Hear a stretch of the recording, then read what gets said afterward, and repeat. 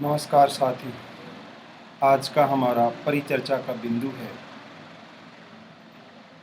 Government of India act of 1935 Bharat शासन अधिनियम 1935 को किस तरह से पारित किया गया और भारत परिषद अधिनियम 1935 के मुख्य प्रावधान क्या थे। भारत परिषद अधिनियम 1935 की बेसिक फीचर्स को मैंने 4 भागों में विभाजित किया गया है, जो आपके सामने वीडियो प्ले होंगे, 4 पार्ट्स में होंगे। सबसे पहले आज हम भारत परिषद अधिनियम का बैकग्राउंड क्या था, भारत परिषद अधिनियम में फेडरेशन ऑफ इंडिया का क्या स्ट्रक्चर था, क्या वह एक काल्पनिक संघ था अथवा अस्तित्व में आने वाला संघ था, और वास्तव में जिसे भारत सरकार अथवा सेंट्रल गवर्नमेंट ऑफ इंडिया के नाम से जाना जाता था, वह ब्रिटिश भारत में उसका कंपोजिशन क्या था, या आज इंडिपेंडेंट इंडिया में जिसे गवर्नमेंट ऑफ इंडिया के नाम से अथवा भारतीय संसद के नाम से जाना जाता है, उस समय उसका स्ट्रक्चर अथवा संरचना क्या थी, इसके बारे में हम परिचर्चा करेंगे। तो सबसे पहले भारत परिषद अधिनियम 1935 के पहले का बैकग्राउंड क्या था, थोड़े से बैकग्राउंड के बारे में हम बातचीत करें।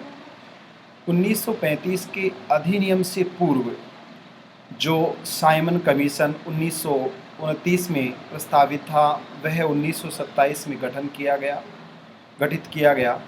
वह साइमन कमीशन जो 1929 में भारत पहुंचने वाला था, वह साइमन कमीशन बिफोर 1 ईयर, तो बिफोर 2 ईयर उसका कॉन्स्टिट्यूट किया गया, और बिफोर 1 ईयर वह ब्रिटिश इंडिया या भारत पहुंचा। साइमन कमीशन की जो रिकमेंडेशन थी मई 1930 में जिसको पब्लिश किया गया, उस रिकमेंडेशन से कोई विशेष संतुष्टि भारतीयों को नहीं मिली। दूसरा, साइमन कमीशन का प्रतिरोध भी भारतीयों ने किया, उसके बावजूद भी ब्रिटिश सरकार ने उसको नज़रअंदाज कर दिया। तीसरा, नेहरू रिपोर्ट का जो चैलेंज लॉर्ड बर्कनहेड के द्वारा दिया गया था, उस नेहरू रिपोर्ट की अनुशंसाओं को ब्रिटिश सरकार ने एक्सेप्ट नहीं किया। और सबसे बड़ी बात कि महात्मा गांधी के नेतृत्व में सिविल डिसओबीडियंस मूवमेंट, सविनय अवज्ञा आंदोलन, दांडी मार्च 12 मार्च 1930 से ये 1932, and after the breakdown of Gandhi Irwin contract and the failure of second round table conference 1931। इस सम्मेलन के पश्चात असफलता के बाद जब महात्मा गांधी लौटकर फिर से भारत आते हैं, तो अगेन 1932 से 1934 तक सिविल डिसओबीडियंस मूवमेंट, सविनय अवज्ञा आंदोलन दूसरी बार संचालित होता है। इन सब परिस्थितियों के परिणाम स्वरूप ब्रिटिश सरकार को एहसास हुआ कि अब उन्हें फिर से जो राउंड टेबल कॉन्फ्रेंस हुआ है, साइमन कमीशन की जो रिपोर्ट पुट डाउन की गई है, उनको ध्यान में रखते हुए एक और भारतीय राष्ट्रवाद की भावना को शिथिल करने के लिए, उभरती हुई ज्वाला को रोकने के लिए एक और संवैधानिक सुधार अधिनियम लाना पड़ेगा, और ये संवैधानिक सुधार अधिनियम भारत शासन अधिनियम 1935 के नाम से आया। श्वेत पत्र जो साइमन कमीशन की रिपोर्ट के आधार पर तैयार किया गया, अखिल भारतीय स्तर की उसमें संघ की बात की गई। इस अखिल भारतीय संघ की स्थापना करने के लिए एक कमेटी बनाई गई। इस कमेटी के निर्देशक और अध्यक्ष थे लॉर्ड लिनिथगो।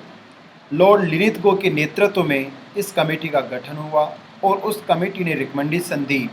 उस रिकमेंडेशन के आधार पर 1934 में जो joint committee of British parliament थी, उसने अपना प्रपोजल पास किया, उसको पारित किया।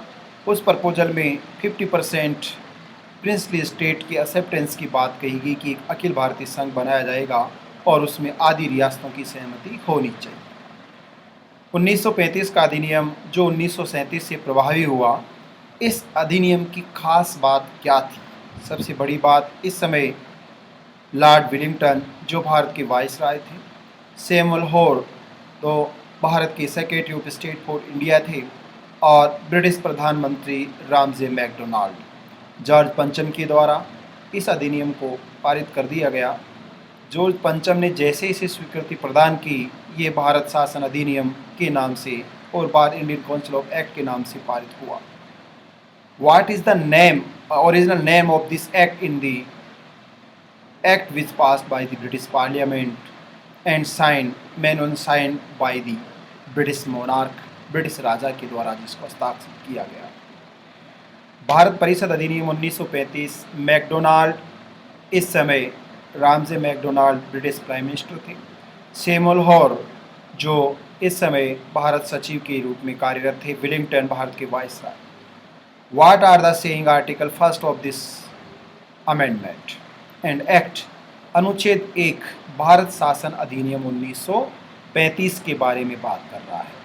इसका मतलब है कि भारत परिषद अधिनियम का अधिकृत नाम क्या था। ये सबसे बड़ा जो प्रश्न है वो प्रश्न अनुच्छेद आर्टिकल 1 के अनुसार भारत परिषद अधिनियम का जो नाम था वह नाम गवर्नमेंट ऑफ इंडिया एक्ट 1935 था अकॉर्डिंग टू आर्टिकल फर्स्ट। अनुच्छेद 1 के अनुसार government of India act of 1935 will be name of this act according to British monarch George पंचम। अधिनियम की अपनी कोई प्रस्तावना नहीं थी। 1919 के अधिनियम की प्रस्तावना को ही 1935 के अधिनियम में एक्सेप्ट किया गया। ये प्रावधान कहाँ था कि 1935 के अधिनियम में उसी संविधान की प्रस्तावना को स्वीकार किया गया जो 1919 के अधिनियम की बेसिक प्रीएम्बल थी, ओरिजिनल प्रीएम्बल थी। Under the article 321 of the Indian council act 1935 declare that any provisions of this act will be not effect on the preamble of Indian Council Act 1919। Bharat परिषद अधिनियम 1935 का कोई भी प्रावधान और उपबंध भारत शासन अधिनियम 1919 की प्रस्तावना को प्रभावित नहीं करेगा। इसका मतलब है कि 1919 के अधिनियम की प्रस्तावना से इस एक्ट के किसी भी प्रावधान का कोई लेना देना नहीं है। इसका मतलब सीधा सीधा संकेत था कि ब्रिटिश साम्राज्य का भी हिस्सा रहेगा। ब्रिटिश साम्राज्य के द्वारा भारत को दिए जाने वाले संवैधानिक सुधार और डेलीगेशन और decentralisation of power according to desire of British empire and British government, इस बात पर वो निर्भर करेंगे। अनुच्छेद 321 में डिक्लेयर किया गया कि संविधान की इस अधिनियम की कोई भी धारा, कोई भी सेक्शन, कोई भी अनुच्छेद 1919 के अधिनियम को प्रभावित नहीं करेगा, 1919 के अधिनियम की प्रस्तावना को प्रभावित नहीं करेगा। इस अधिनियम की अपनी कोई मौलिक प्रस्तावना नहीं थी। इस अधिनियम में 321 धाराएं, 10 परिशिष्ट और 14 भाग थे। ये आपको ध्यान रखना है, जो कई बार कॉम्पिटिटिव एग्जाम्स में पूछा जाता है। उसमें 351 भी ऑप्शन होता है। 321 में क्या लिखा था मैंने ऑलरेडी बता दिया। What are the mention in article first, ये भी डिस्कस किया गया।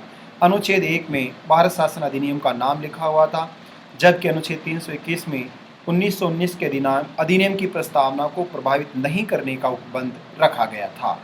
321 आर्टिकल्स थे, सेक्शंस थे, 14 इसके पार्ट्स थे और 10 इसके प्रीसिस्ट। I think you can say schedule of this act.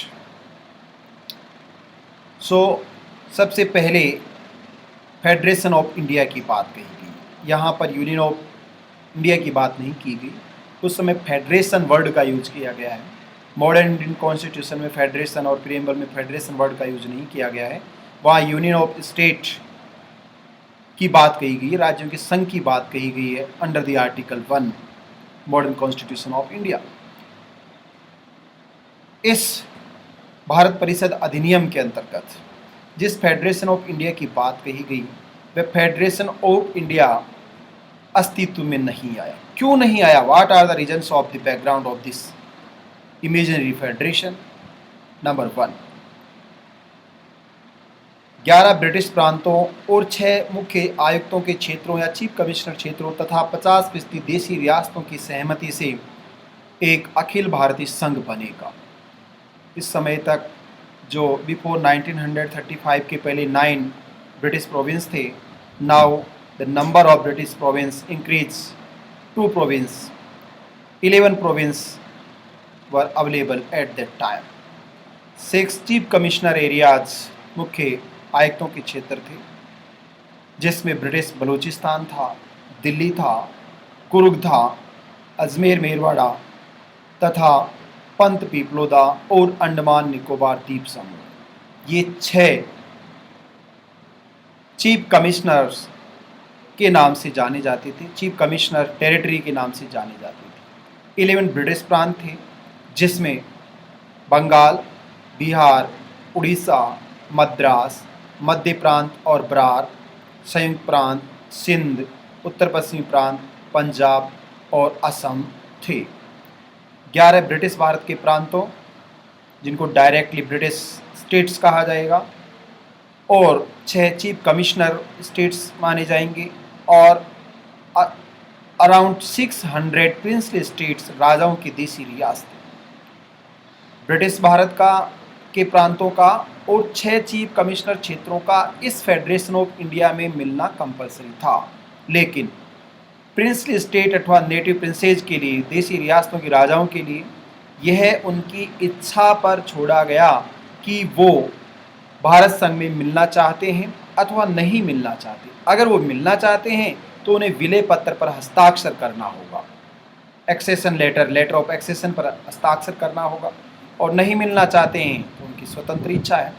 इसका मतलब है, और मिलने के साथ साथ लगभग 50% देसी रियासतों को सहमति देनी होगी, तब जाकर भारत संघ का निर्माण होगा। तो इसका मतलब है कि इनकम्प्लीट होने वाले टर्म और कंडीशन को अप्लाई किया गया और वो कंप्लीट नहीं हुई, इसलिए भारत संघ अस्तित्व में भी नहीं आया। प्रांतों और चीफ कमिश्नर क्षेत्रों के लिए इस संघ में मिलना अनिवार्य था, परंतु देशी रियासतों का विलय राजाओं की इच्छा पर छोड़ा गया, अर्थात स्वैच्छिक संघ बनाने की बात कही गई। अनुच्छेद 5 के अंतर्गत ये उद्घोषणा की गई कि संसद का प्रत्येक सदन जैसा कि उचित समझा जाए। इसका मतलब है कि ब्रिटिश भारत के प्रांतों, मुख्य निर्वाचन आयोग के क्षेत्रों और देसी रियासतों से मिलकर कोई संघ नहीं बना, भारत संघ का निर्माण नहीं हुआ।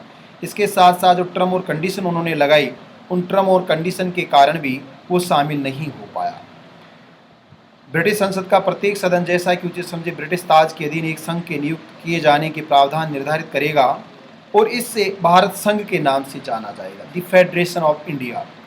गवर्नर के प्रांत और मुख्य आयोग के क्षेत्र और देसी राज्य, 3 इकाइयों की बात कही गई है, जिसमें प्रोविंस ऑफ गवर्नर कहा जाएगा, गवर्नर के प्रांत कहा जाएगा, मुख्य आयोग के क्षेत्र माने जाएंगे एरियाज ऑफ चीफ कमिश्नर, और प्रिंसली स्टेट्स, देसी रियासत, राजाओं की रियासतें होंगी। इन राज्यों के लिए शर्त होगी कि इस अधिनियम के प्रथम अनुसूची के राज्यों के लिए कम से कम केंद्रीय राज्य परिषद के 52 सदस्यों के, अर्थात ब्रिटिश भारत के लिए भी प्रावधान किया गया कि राज्य परिषद से 52 सदस्यों की सहमति होनी चाहिए और 50% देसी रियासतों की सहमति इस संघ में विलय की होनी चाहिए। यह एक काल्पनिक संघ रहा, जैसा आर्टिकल 5 में मेंशन किया गया, उसके अनुसार ये 3 इकाइयों से निर्मित होने वाला एक संघ था। ब्रिटिश भारत के प्रांत, which known as province of governors and governors province, then 6 chief commissioner areas, मुख्य आयुक्त के क्षेत्र, and around 563 official princely states will be involve this federation of India. इस भारत संघ में 563 देशी रियासतें, उनमें 50% की सहमति के साथ, 52 राज्य परिषद की सहमति के साथ, और ब्रिटिश प्रांतों और मुख्य निर्वाचन क्षेत्र कंपल्सरी रूप से इन्वॉल्व होंगे, तब फेडरेशन ऑफ इंडिया का निर्माण होगा। परंतु federation of India was a imaginary federation, that was not a practical federation, तो वो अस्तित्व में नहीं आया। इसके बाद है कि पार्ट 2 के आर्टिकल 18 में मेंशन किया गया what are the composition and structure of the central legislature and the government, British government of India, जिसको ब्रिटिश इंडिया की गवर्नमेंट ऑफ इंडिया, भारत सरकार, केंद्र सरकार के नाम से जाना जाएगा, उसका स्ट्रक्चर क्या होगा। तो अनुच्छेद 18 क्या कहता है इसके बारे में देखिए। अनुच्छेद आर्टिकल 18, एक संघीय विधानमंडल होगा, एक संघीय विधानमंडल होगा जो महामहिम प्रतिनिधि गवर्नर जनरल के रूप में 2 सदनों से मिलकर बनेगा। इन चैम्बर्स को राज्य परिषद और संघीय विधानसभा के नाम से जाना जाए। अनुच्छेद 18 के अंतर्गत ये मेंशन किया गया कि केंद्रीय विधानमंडल, जिसके अंतर्गत ब्रिटिश सम्राट के प्रतिनिधि के रूप में governor general of India and viceroy होगा, इसके साथ केंद्रीय विधानसभा होगी, और केंद्रीय राज्य परिषद होगी। इन तीनों को मिलाकर सेंट्रल लेजिस्लेटिव का गठन किया जाएगा, केंद्रीय परिषद का गठन किया जाएगा। ये केंद्रीय विधानमंडल होगा। जिस तरह से आज के इंडिपेंडेंट इंडिया की अगर हम बात करें तो जिसको हम इंडियन पार्लियामेंट या भारतीय संसद कह रहे हैं, संसद, parliament means many times this question asked by the many competitive exams, what is parliament, what do you mean by parliament. संसद का क्या अभिप्राय है? लोकसभा, राज्यसभा, राष्ट्रपति। लोकसभा, राज्यसभा और राष्ट्रपति तीनों को कलेक्टिवली संसद कहा जाता है। लोकसभा का मिलना जरूरी है, राज्यसभा का जरूरी है, और राष्ट्रपति जो कि लोकसभा और राज्यसभा से पारित ऐसे बिल को एक्ट में, लॉ में कन्वर्ट करता है। इसलिए प्रेसिडेंट का होना भी जरूरी है, प्रेसिडेंट ऑफ इंडिया। उस समय governor general of British India, central legislative assembly, central state council of states, केंद्रीय राज्य परिषद, केंद्रीय विधानसभा और महामहिम को मिलाकर केंद्रीय विधानमंडल बनेगा। संघीय विधानसभा और राज्य परिषद ये दो चैम्बर्स होंगे। केंद्रीय और प्रांतीय स्तर पर आंशिक उत्तरदायी शासन की स्थापना की बात कही गई। इसका मतलब है कि दोनों ही स्तर पर, यद्यपि वास्तव में रेस्पॉन्सिबल गवर्नमेंट नहीं थी, वास्तव में उत्तरदायी सरकार नहीं थी। What is responsible government? Responsible government means government which responsible to the people. वह सरकार जो जनता के प्रति उत्तरदायी होती है और जिसे जनता के द्वारा डिसमिस किया जा सकता है, जो इनडायरेक्ट डेमोक्रेसी के अंतर्गत जिस कार्यपालिका को विस्थापित किया जा सकता है, उस मंत्रिपरिषद को हटाया जा सकता है, उसको हम उत्तरदायी सरकार कहते हैं। परंतु under the British Indian council act 1935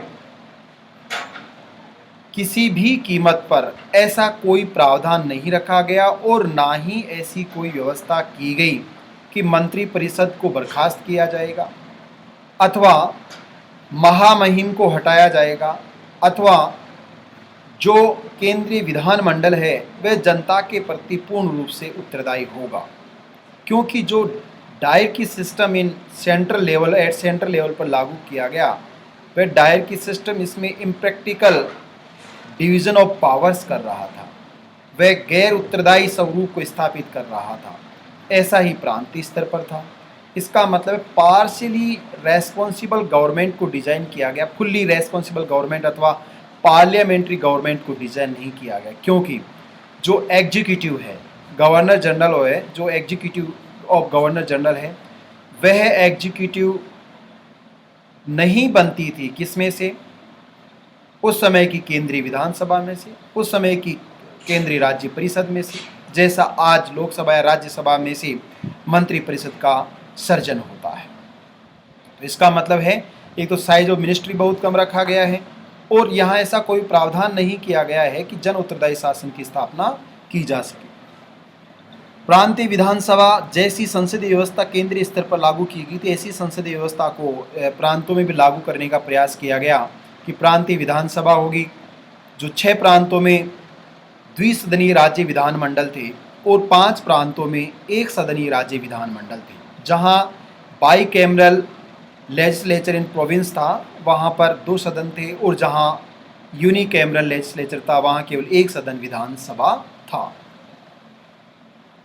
अनुच्छेद 2 के भाग 2 के अनुच्छेद 18 के तहत संघीय विधानमंडल होगा, जो कि महामहिम की प्रतिनिधि गवर्नर जनरल और 2 सदनों से मिलकर बनेगा। इन चैम्बर्स को राज्य परिषद और संघीय विधानसभा के नाम से जाना जाएगा। What was the composition of council of state? स्थायी सदन था। पहली बात, राज्य परिषद जैसे आज राज्यसभा वैसे स्थायी सदन था। स्थायी सदन का मतलब है जिसका डिसोल्यूशन नहीं किया जा सकता, जिसका विघटन नहीं किया जा सकता, जो परमानेंट हाउस रहता है और वह एक स्थायी सदन माना जाता है।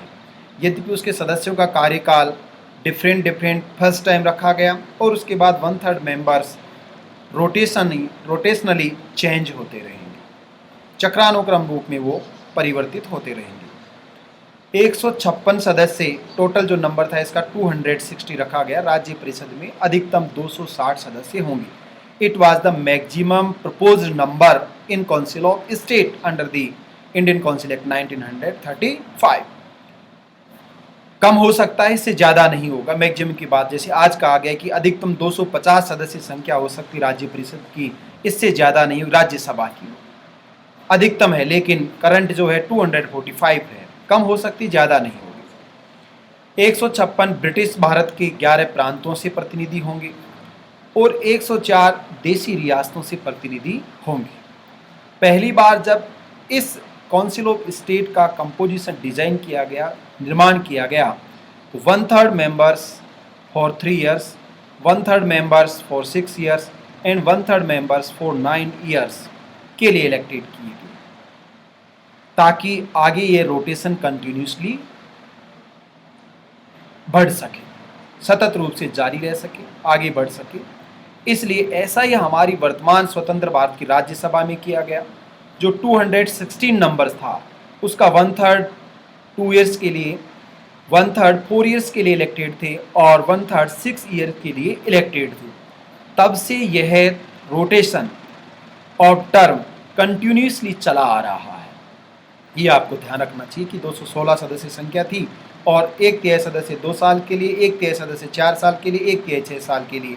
तो जैसे ही 2 साल होंगे वो चले जाएंगे, 1/3 नेक्स्ट 6 ईयर्स के लिए हो जाएंगे, देन 4 ईयर्स होते वो चले जाएंगे, वो 6 ईयर्स के जो 6 वर्ष के लिए चुन लिए गए उनके 2 साल पूरे हो चुके होंगे। इसका मतलब है कि 2, 4 और 6 के, तो उस समय under the council British east India company, British India का जो इंडियन काउंसिल एक्ट था 1935 था, उसके अधीन 3 वर्ष, 6 वर्ष और 9 वर्ष का प्रावधान रखा गया। राज्य परिषद के अधिवेशन, सत्र, सत्रावसान, बैठक, अध्यक्ष और उपाध्यक्ष, इसके बारे में क्या प्रावधान था? जैसे लिखा है, प्रथम कार्यकाल के लिए 46 मेंबर 3 ईयर्स के लिए, 49 6 ईयर्स के लिए और 45 9 ईयर्स के लिए, और 10 members will be decided according to situations.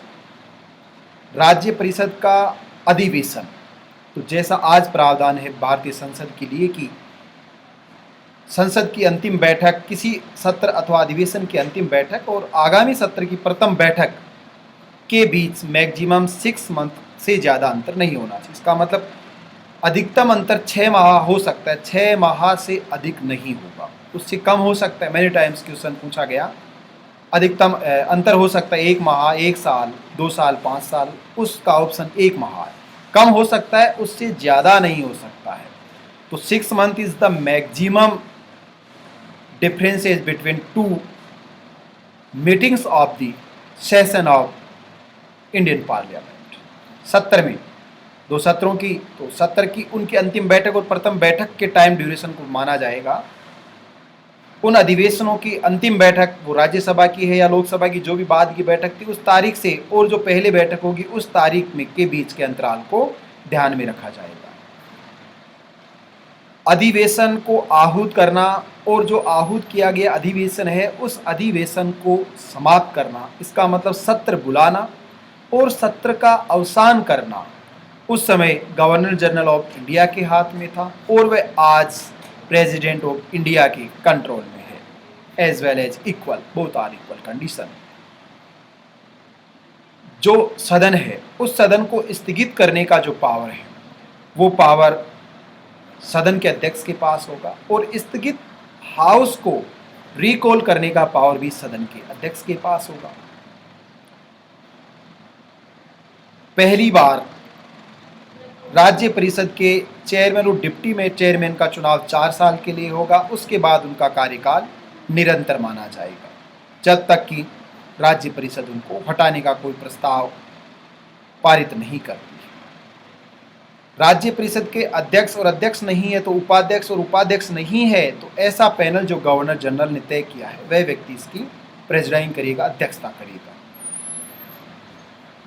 Governor general of India के द्वारा एक साथ अथवा अलग दोनों सदनों को संवेद किया जा सकता है, मैसेज कन्वे किया जा सकता है।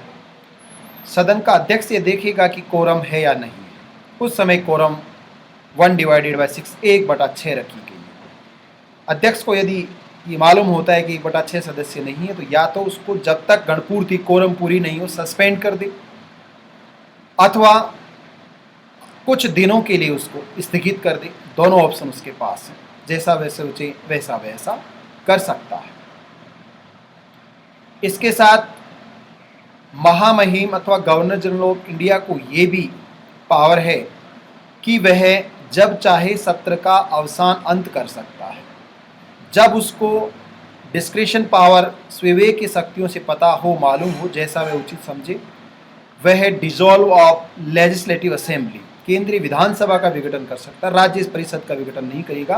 राज्य परिषद is a permanent house of British Indian parliament. ये ब्रिटिश भारतीय संसद का, केंद्रीय विधानमंडल का स्थायी सदन है। इसके अलावा राज्य परिषद की जो शक्तियां हैं, लेजिस्लेचर पावर्स की बात करें और फाइनेंशियल की पावर्स की बात करें, तो कुछ लेजिस्लेचर पावर के रूप में कि दोनों सदनों को सामान्य शक्तियां दी गई। अधिकांश शक्तियां जो सुप्रीम पावर्स थी वो under the control of governor general of India में थी। फिर भी राज्य परिषद केंद्रीय विधानसभा के समान ही शक्तियां रखती थी। किसी सामान्य विधेयक पर जब गवर्नर जनरल या तो अनुमति दे दे, अनुमति रोक लेता है, अथवा दोनों सदनों के बीच गतिरोध हो जाता है। उस समय भी ऐसी व्यवस्था थी, आज भी है, लेकिन थोड़ा सा इसमें चेंज हो गया कि गतिरोध होने पर जो कॉल करेगा नाउ प्रेसिडेंट ऑफ इंडिया, और उस समय महामहिम करेगा। लेकिन जॉइंट सेशन की, जॉइंट मीटिंग की, संयुक्त बैठक की, नॉट जॉइंट सेशन, जॉइंट बैठक, संयुक्त बैठक का जो प्रावधान वर्तमान में 108 में है, वहाँ भी प्रावधान किया गया कि संयुक्त बैठक की अध्यक्षता राज्य परिषद का अध्यक्ष करेगा। और आज ये प्रावधान है कि लोकसभा का स्पीकर जॉइंट मीटिंग की प्रेसिडिंग करता है, यद्यपि कॉल करने का अधिकार प्रेसिडेंट ऑफ इंडिया को दिया गया है। ये हमें ध्यान रखना। इसके अलावा कोई जो बिल जिसको विधानसभा ने पारित कर दिया हो और राज्य परिषद में पेंडिंग है, इसके दौरान या इस दौरान विधानसभा का विघटन हो जाता है, तो वह बिल समाप्त मान लिया जाएगा। ऐसा कोई बिल जिसको राज्य परिषद ने पारित कर दिया और अब वह विधानसभा में पेंडिंग है और विधानसभा का अंत हो जाता है, तो वह बिल भी समाप्त हो जाएगा, व्यक्त हो जाएगा। लेकिन ऐसा कोई बिल जो राज्य परिषद में ही पेंडिंग है और विधानसभा का विघटन हो गया है, तो वह लैप्स नहीं होगा। नई विधानसभा के पुनर्गठन के पश्चात वह राज्य परिषद से विधानसभा में प्रेषित किया जा सकेगा। सत्र के अवसान होने से किसी बिल का अंत नहीं होगा। ये प्रावधान उस समय भी थे और इस समय भी ये प्रावधान रखे गए। इसके अलावा राज्य परिषद को सामान्यतः वित्तीय मामलों में कोई विशेष शक्ति नहीं है बहस करने का।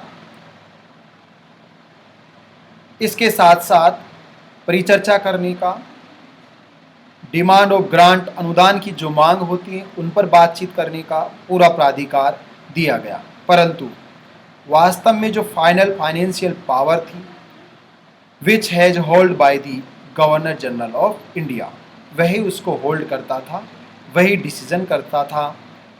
सभी वित्तीय मामलों में उसका निर्णय अंतिम माना जाता था। ये थी ब्रिटिश इंडियन काउंसिल एक्ट 1935 के तहत राज्य परिषद की संरचना और राज्य परिषद की शक्तियां, अधिवेशन, सत्र, बैठक। नेक्स्ट व्याख्यान में हम विधानसभा की संरचना, विधानसभा की शक्तियां, उसकी बैठकें, अधिवेशन, विधायी शक्तियां, वित्तीय शक्तियां के बारे में परिचर्चा करेंगे और उसके साथ साथ महामहिम की जो स्पेशल पावर हैं उनके बारे में परिचर्चा करेंगे। देन आगे के व्याख्यान में other features of the Indian council act 1935 के बारे में परिचर्चा की जाएगी। Thank you so much.